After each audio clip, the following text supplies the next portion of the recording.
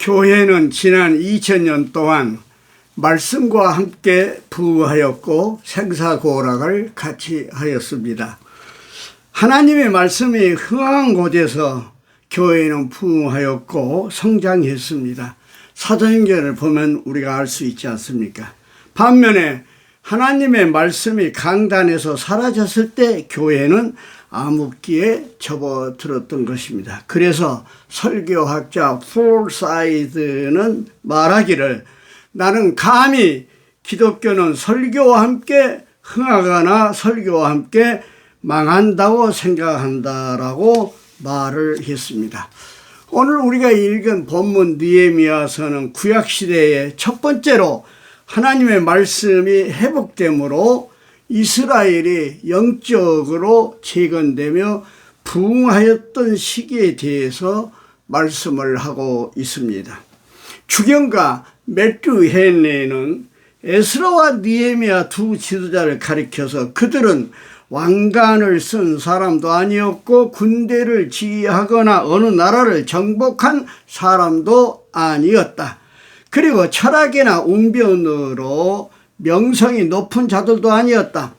그들은 다만 하나님의 일을 위해서 자기 시대에 최선을 다한 사람들이었다. 그러나 그들은 그 당시 헬라를 빛냈던 크세노폰이나 데모스테네스나 또 플라톤보다 훨씬 훌륭하고 영예로운 지도자들이었다고 말을 하고 있습니다. 에스라와 느헤미야가 바벨론 포로에서 돌아와 활동하던 시기는 바벨론은 멸망시킨 신흥 국가 페르시아의 전성기였고 헬라와 로마가 두각을 나타내기 시작하였던 때였습니다.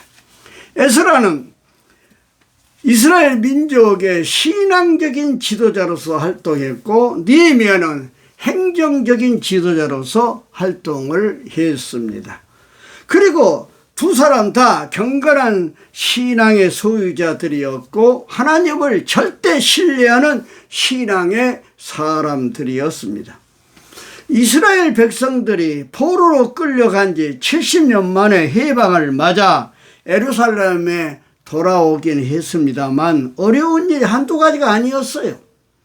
신앙적으로는 예루살렘이 너무나 오래 떠나 있었기 때문에 신앙이 해이해져 있었고 정치적으로는 지도체제가 확립되어 있지 않은 데서 오는 불안성과 혼란이 계속되고 있었습니다.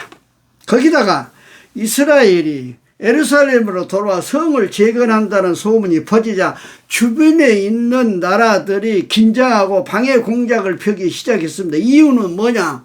이스라엘이 성을 재건하고 전열을 정비하면 중동의 세력 판도에 변화가 생길 것이라고 하는 생각 때문이었습니다.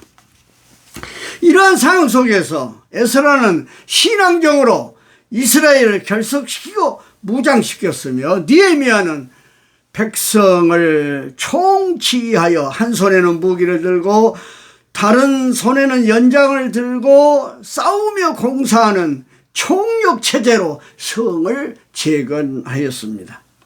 우리가 읽는 본문은 에스라가 백성들이 모인 가운데 모세 율법책을 백성들이 들을 수 있도록 낭독하는 장면입니다. 그리고 9절 말씀을 보면 백성이 그 말씀을 듣고 다 울었다 그렇게 말하고 있습니다.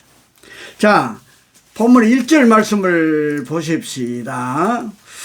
모든 백성이 일제히 순문학 광장에 모여 학사 에스라에게 모세의 율법책을 가져오기를 청하매 모든 백성이 드넓은 순문학 광장에 자발적으로 모여서 하나님의 은혜로 70년 동안 바벨론 포로 생활에서 죽지 않고 살았음을 하나님의 은혜를 감사하며 예배하면서 하나님의 말씀을 듣고 싶다고 요청을 한 것입니다. 그렇습니다. 우리가 말씀을 듣는 태도에는 크게 두 가지가 있지요. 억지로 마지못해 듣는 태도, 그것을 건성이라고 이야기합니다. 그러니까 하면은 자원에서 듣는 태도, 그것을 우리 경청이라고 이야기를 합니다. 은혜 받고 변화받고 축복받는 태도는 사모하고 경청하는 태도입니다. 모든 일에 있어서는 자세가 매우 중요합니다. 애티튜드, 자세가 중요하죠. 학습하는 데도 자세가 중요하고 예배 드리는 데도 자세가 중요합니다. 어떤 사람 보면 내내 말똥말똥 하다가도 기도 시간만 되면 하품한 사람이 있는가 하면, 어떤 사람 내내 정신이 또렷또렷 하다가도 설교 시간만 되면 졸기 시작한 사람들도 있습니다. 그래서는 안 되지요. 예? 우리가 사도행전 7장 54절에 보면 베드로가 설교할 때 마음이 찔려 어찌할꼬 하고 회개 운동이 일어났다고 했습니다. 네, 그렇습니다. 은혜 받는 비결은요, 자원하여서 모이고 사모하고 요청해야 합니다. 자발적으로 하나님의 말씀을 경청합시다. 자원해서 말씀에 귀를 기울이십시다. 오늘 2절에 보니까 에스라가 율법책을 가지고 회중 앞, 곧 남자나 여자나 알아들을 만한 모든 사람 앞에 이르렀다, 그렇게 말씀하고 있습니다. 알아들을 만한 모든 사람들 앞에 이르렀다. 그래요. 목청이 터지도록 큰 소리로 외쳐도 알아듣지 못하는 사람이 있습니다. 그리고 딴소리만 하는 사람이 있습니다. 영적인 귀가 어두운 사람입니다. 알아들을 만하다는 뜻은 듣고 깨닫고 그리고 순종할 수 있다고 하는 것입니다. 그러기에 주님도 들을 귀 있는 자는 들으라 말씀하시고, 요한계시록에도 귀 있는 자는 성령이 교회들에게 하시는 말씀을 들을지어다, 그렇게 말씀을 하고 있습니다. 예. 수문학 강장에 모였던 사람들처럼 들을 만한 귀와 가슴을 가진 사람들이라고 하면 그들은 그들이 듣는 말씀 때문에 엄청난 축복을 누리게 될 것입니다. 무릇 알아들을 만한 사람, 그들이 복 있는 사람들이고 소망이 있는 사람들인 것입니다.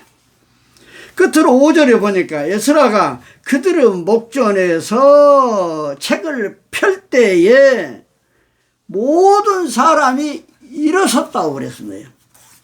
일어섰다는 것은 뭘 의미하며 공감과 동의와 찬양을 의미하며 말씀을 사랑한다는 표시며 존중한다는 표시며 순종하겠다는 표시며 행동을 함께 하겠다는 표시인 것입니다. 네. 이러한 삶의 자세는 가정과 교회와 국가에도 필요합니다.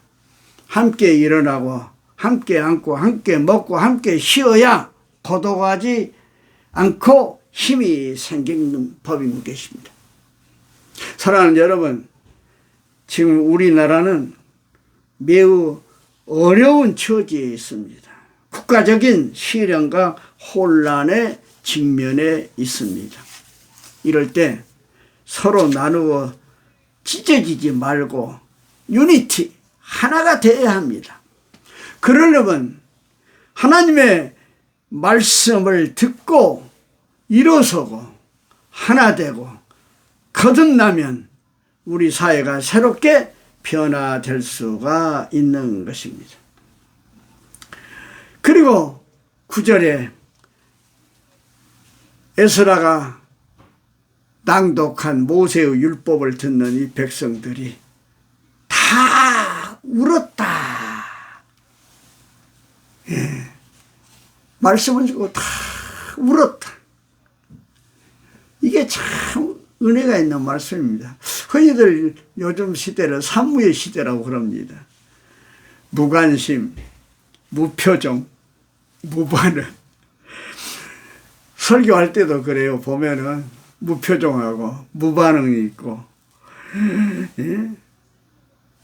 무관심하면은 아주 마음이 안 좋습니다. 설교할 때 아멘 하고 그 표정이 웃는 얼굴이고, 예. 그러면 뭐 신이 나지요. 사랑하는 여러분, 우리가 말씀을 듣고 변화가 돼야 합니다. 말씀을 듣고 힘을 내야 합니다. 말씀을 듣고 기뻐해야 됩니다. 말씀을 듣고 찬양을 해야 될 줄로 믿습니다. 요나가 니느웨 성에 가가지고 40일 동안 말씀을 전했을 때 왕과 방백과 귀족과 백성들이 베옷을 입고 회개함으로 구원을 받았다 했습니다. 그러나 노아 때 노아가 방주로 들어오라고 외침에도 불구하고 먹고 마시고 장가들고 시집가고 향락을 죽였을 때 그들은 다 물로 멸망을 당하고 말았습니다. 예. 그러므로 요한계시록 1장 3절에 이 예언의 말씀을 읽는 자와 듣는 자와 그 가운데 기록한 것을 지키는 자는 복이 있나니 때가 가까움이라고 했습니다. 유명한 독일의 철학자 임마누엘 칸트는 우리에게 성경이 있다는 것은 인류가 소유한 최대의 축복이며 이를 없인 여기는 것은 제약이 된다고 말했습니다. 사랑하는 여러분, 하나님 말씀을 주야로 묵상하고 그 말씀을 따라 순종할 때 우리는 놀라운 축복의 인생이 될 줄로 믿습니다. 이제 설이 돌아옵니다.